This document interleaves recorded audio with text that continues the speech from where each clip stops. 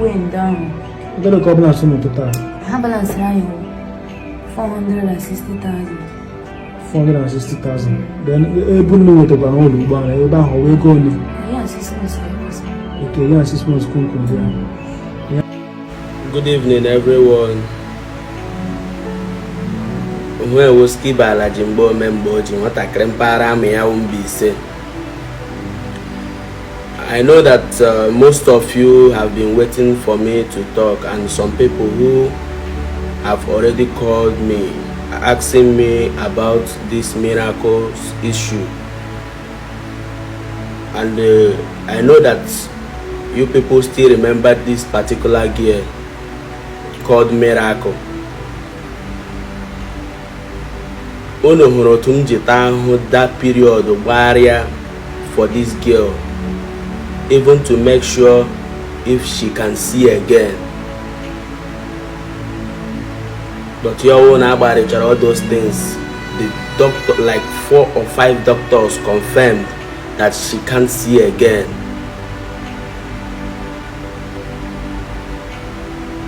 After all those stress and the henny barrier for this girl, what did I get? With a insult, how I was trying to control her. Nezoku. After meeting these girls, on the platform help this girl, I concluded with myself that I won't try such thing again, to use my platform maybe a care for somebody, an ungrateful soul. Most of you that know Miracle in real life will know what I'm talking about. Had it been that girl, I don't know how people around her will be. Some of you asking me, Miracle quick notice, true, quick notice. Why?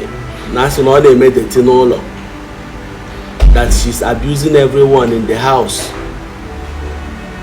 But the hand and me, I wasn't surprised, because every miracle by Remoa or the caretaker won't know Naga Barry. Engineer quick notice, and has that they have been enduring this. Landlord at home say Kamogana cause their trouble no like name all of the that she has to go. Landlord at balance here and the Ochotalo.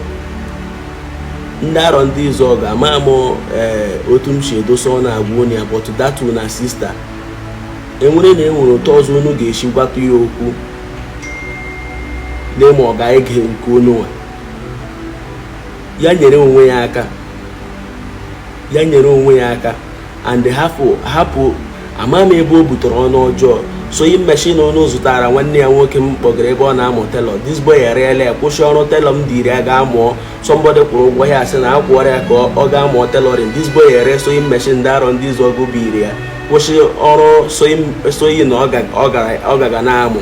Ga-asị na akpakara ka ọ chọrọ ịga azụwa. So na akpakara we ihe ọ chọrọ na Colin ya wo tailoring. Elechala m ndị ama ewepụla m aka. I can't continue.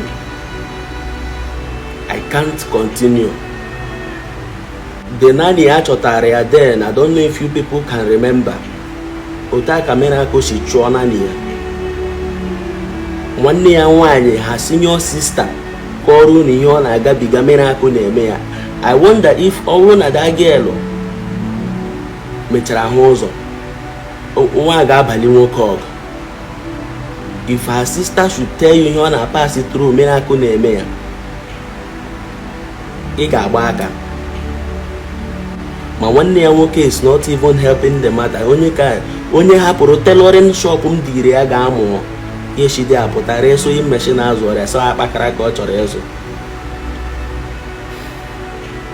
So biko Miracle onye m jicha platform m nyere aka may regret ya. I must tell you the truth. Ebe m nọ give up on that girl wo the day nwanne ya nwoke kpọrọ m na phone sị m na brother Skibo na enwere ihe ọ chọtara ịgwa m.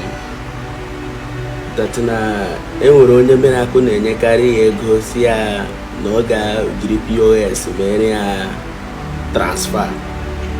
Enwere one boy na-anachi miracle ego. I called my bịa n'ụlọ ha one day. I asked her, miracle, your brother, who is this guy to you in a send ego? Or get kwesịrị send nwoke ego ka nwoke kwesịrị send ego in this your condition na ahụ ụzọ. Miracle asked him that is not my business, that I won't control her, that na the guy wey guy all over. No gwere ya nkwa iPhone.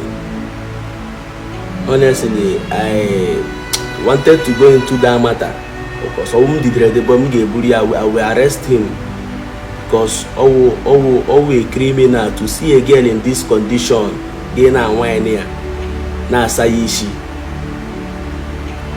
ego when you know that you will not end up with her, knowing this blind girl now Obiana that a man because as she did now.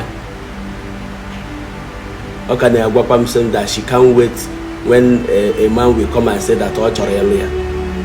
But this girl's problem is that she doesn't take advice, and I think I'm ready. I want somebody that wastes much of my time now. Then I can say that it's not my business, that I can't control her. So why I'm doing this video is for some of you calling me, because I know that during that time she cried, the platformer and a team Miracle, how many of you came to her rescue. She's ungrateful and don't want no job. So I can't continue. Their father is there, Pampaha a lot, let the man take up from where I stopped.